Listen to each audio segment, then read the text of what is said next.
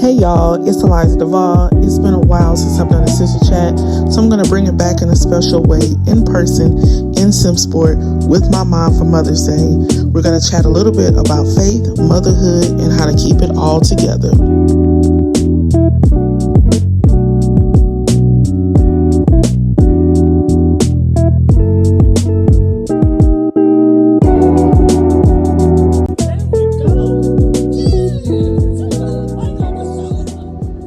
First of all, thank you so much for agreeing to interview with me. Happy Mother's Day.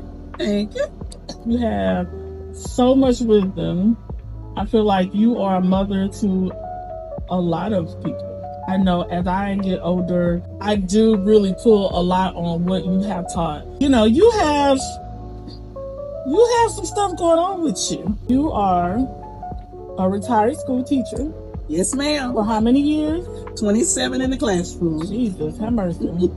You retired last year, 2023. So you are a mother of many. You are a wife of not only a mayor, but also a pastor. Yes. You are someone that's really well known and connected and respected in the community. How did you do it? Like, how did you make it? Like, I don't have any biological kids, but just like you, I feel like I'm a mother to many. To many.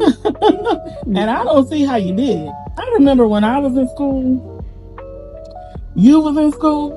Yeah. Yeah. You were working full time. Yeah.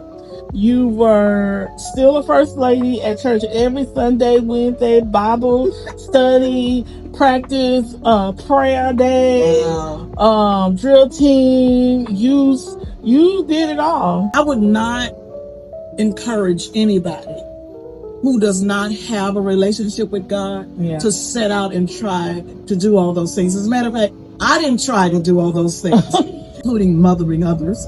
Right. I even mothered others in the classroom. Right. I mothered others. I like that, mother others. In the church, what I'd say to women is very early on, get connected to your inner spirit. He said that spirit would guide us, would lead us, protect us. When you come to understand that and you tap into that inner spirit, that's where your strength is. Because the myself in the situation wanted to quit many times. Right. There were instances when the myself had that breakdown and was crying and boo-hooing for I thought was no reason. No, it was a reason. There was a prayer being whispered from my inner spirit that I could not utter. God was saying, okay, I hear you. That's how I made it. And I'll say to many women who are striving to try to do it all, don't do it all without God. Know that He has equipped you for this. Yeah. As women, you've been built for this. Yeah. So don't lose sight and start listening to the enemy and say, oh, you can't. God hears you. Yeah. He hears your heart. Even in my talk to God, I used to say, can you just get me out of this? Wow. I want to go away. I don't want to do this anymore. I'm done. God, I'm through. Yeah. I heard His voice say, you're not going anywhere. Yeah. And I wasn't too happy with that. Yeah. Because I wanted Him to take me out. Yeah. But He didn't. Yeah. And I'm glad that He didn't. I'm very proud of the fact that not only my children are making it professionally in their lives, they have God in their lives. Yeah. I'm also proud that I imparted God early. If you want to interview some of my children, we talked about God all the time. Yeah. We prayed all the time. Oh, absolutely, it wasn't easy. Yeah. Because I do hear a lot of women my age have that same mindset, like, of they just want out, because it is overwhelming. And I often think about you and like the women that I knew around me who had multiple kids. And I know women who don't even have kids who's like, this is overwhelming. And I always say, my mama had 5 kids in the house. She went to school. She did this. As we become older, we have a better understanding of like, how much y'all sacrifice. And so many times we're ungrateful. You know, we don't realize what it takes to get food on the table and to get a roof over your head. And you don't include us in grown folk business, you know, because it's not our business. We just know we just ready to eat.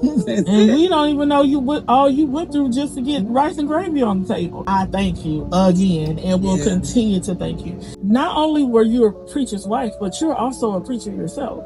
You are a pastor yourself. So you were married to a pastor, you are a pastor, you know, you had children that you are still raising, because I feel like I'm still being raised by my mama.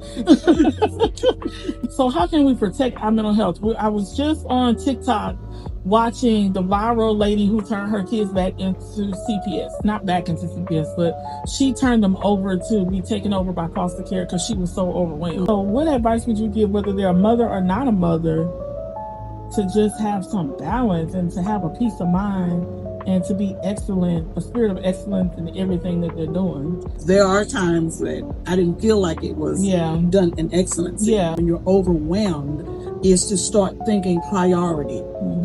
And I think shifting a little bit, or thinking about something I would have shifted, I would have prioritized myself first. You're in an airplane and there's a problem. The first thing they tell you to do is mask yourself before you help someone else. So I'll say that to the women: mask yourself before you help someone else. And that includes your kids. After everybody was in the bed, I put myself last. I ate last. I bathed last. I got dressed last. I did hair first. I did everything. So I would shift it and take care of me first. And I feel like I wouldn't have had many of those mental days, breakdown days, crying nights. If I was, to me, stronger, my day would have gone easier. Because I do believe that God will not bless you with children if He doesn't equip you to take care of them. He has equipped you mentally. He has equipped you physically to not only give birth, but to care for them. Tap into that. Keep praying. And ask God's guidance. The Holy Spirit will not lead you wrong. I didn't understand that coming up. I would hear it and I was going, how you mean He never fails? I ain't got nothing but cream potatoes to give these kids.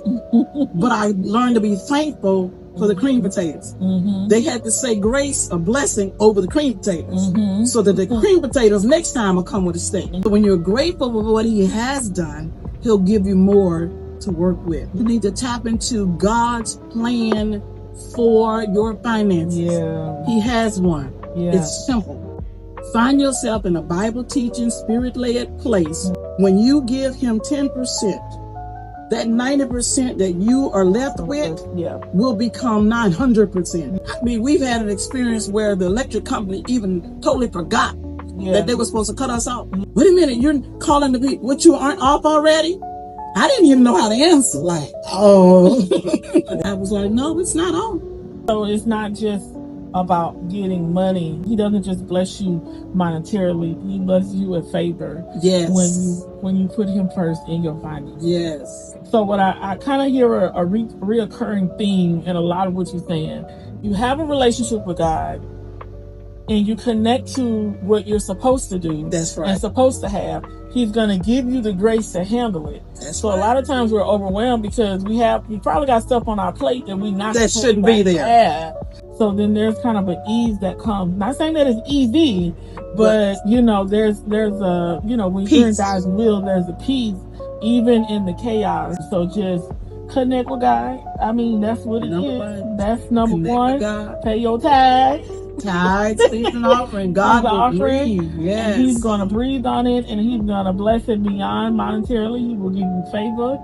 And He will give you peace. He does allow His favor to overshadow you, and you will see it in so many different ways. Now, when you see it, you have to acknowledge that it's Him. You got to give Him the glory. He'll give you the good when you give Him the glory. My parents are the pastors of Trio Calvary Baptist Church. It's located in Simsport, Louisiana. If you're interested in their weekly Sunday service or their weekly prayer call.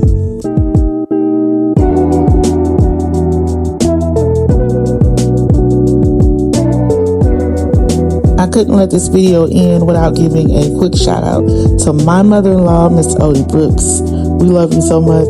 Happy Mother's Day. Thank you for everything that you do for us. We appreciate you.